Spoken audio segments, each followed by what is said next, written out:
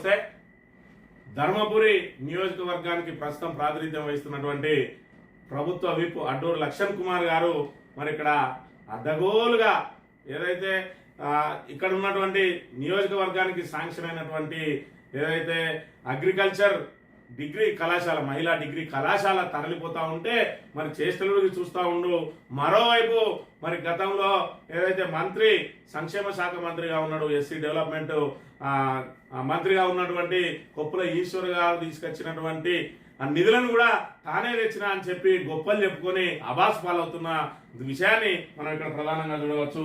ఇక్కడ చూసుకున్నట్టయితే నిన్నటి రోజున ఏదైతే మండల కేంద్రంలో 17 కోట్ల వ్యయంతో నిర్మించనున్న సాంఘిక సంక్షేమ గురుకుల పాఠశాల భవనానికి నిన్న విప్పు లక్ష్మణ్ కుమార్ గారు ఇక్కడ శంకుస్థాపన చేసిండ్రు. ఇది గతంలోనే ఆల్రెడీ శంకుస్థాపన జరిగిన విషయాన్ని మర్చిపోయిండ్రు. మరి నేనే నిధులు తెచ్చినా అని చెప్పి ఇక్కడ చెప్పుకుంటా ఉన్నారు. నేను చూసుకున్నట్టయితే మరి ఇక్కడ నిధులు ఎవరు తెచ్చిండ్రు అనే దానికి మరి ఒకవైపు పూర్తి స్థాయిలో దానికి సంబంధించి ఇక్కడ జీవోలు ఉన్నప్పటికీ కూడా మరి ఇక్కడ వాటన్నిటిని గతంలో చూసుకున్నట్టయితే మరి ఏదైతే మహిళా డిగ్రీ కళాశాల అగ్రికల్చర్ ఉన్నదో దానికి శాంక్షన్ అయినట్టు ఒక లెటర్ చూపించు అన్నాడు.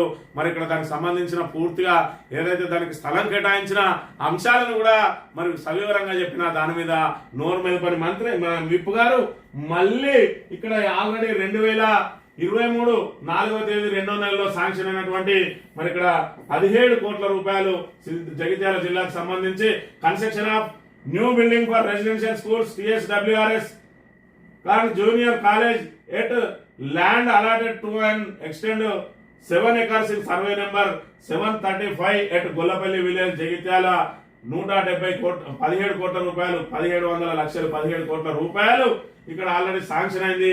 ఓవరాల్ గా 50 కోట్ల రూపాయలు మంజూరైతే అందులో జగిత్యాల కళాశాలకు సంబంధించి మరి ఇక్కడ ఏదైతే 17 కోట్ల రూపాయలు మంజూరైనాయి ఆల్రెడీ. దీనికి సంబంధించిన అబ్స్ట్రాక్ట్ కూడా రిలీజ్ అయింది.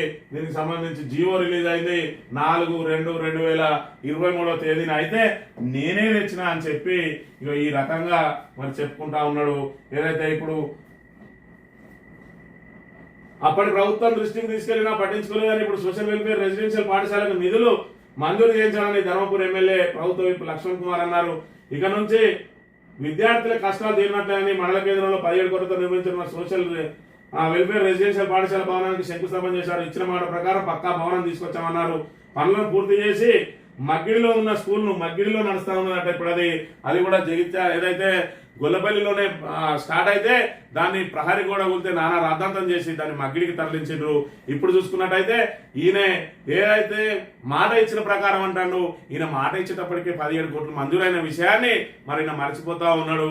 ఏదైతే ఇప్పటికి కూడా ఇంకా ఇలాంటి అబద్ధాలు మానుకోవాలని చెప్పి మరి ఇక్కడ ధర్మపురికి సంబంధించిన సోషల్ మీడియాలో అయితే అనేక రకమైన ఇవి చిరామణి అవుతా ఉన్నాయి. పోస్టులలో ఆయన పెట్టిన దాన్ని చూసి మరి ఇక్కడ గొల్లపల్లి మండల కేంద్రంలో మంత్రి కొప్పలేశ్వర గారు గురుకుల పాఠశాల నిర్మాణానికి శంకుస్థాపన చేస్తే కాంగ్రెస్ పార్టీ అధికారంలో వచ్చిన తర్వాత విప్పు లక్ష్మణ్ కుమార్ గారు అదే పాఠశాలకు కొత్త శిలాఫలకాన్ని పెట్టి మేమే నిధులు మంజూరు చేసినట్టు చెప్పుకుంటున్నారు.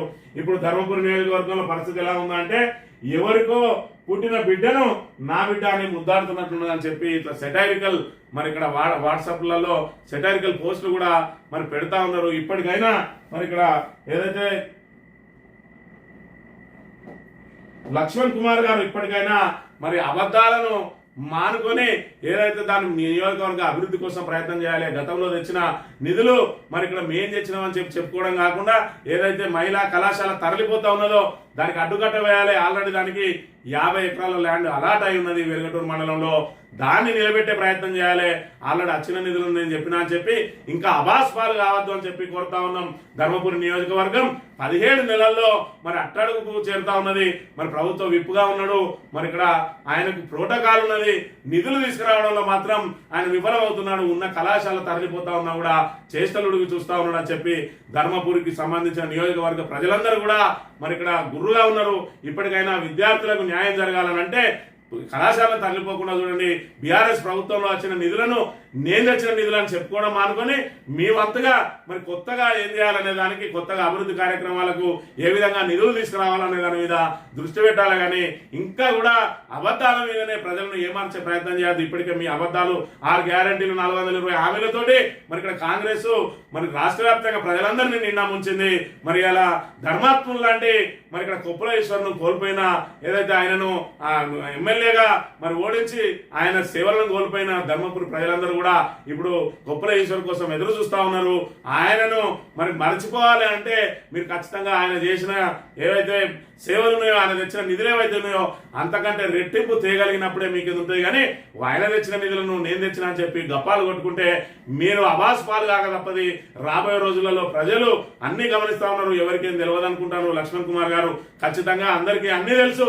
ప్రజలు విఘ్నులు అనే విషయాన్ని గమనించి ఇప్పటికైనా మరి ఇక్కడ మంత్రి మీద, అదే విధంగా గత మంత్రి మీద, గత ప్రభుత్వం మీద ఆరోపణలు చేసుకుంటూ మారుకొని ధర్మపురి నియోజకవర్గ అభివృద్ధికి కృషి చేయాలి. లేకపోతే ఖచ్చితంగా మరి మీకు కర్రుగాల్చి బాధ పెడతారు ధర్మపురి ప్రజలని చెప్పి చెప్తూ ఇది ఈ స్పెషల్ బులెటిన్కి సంబంధించిన అంశం.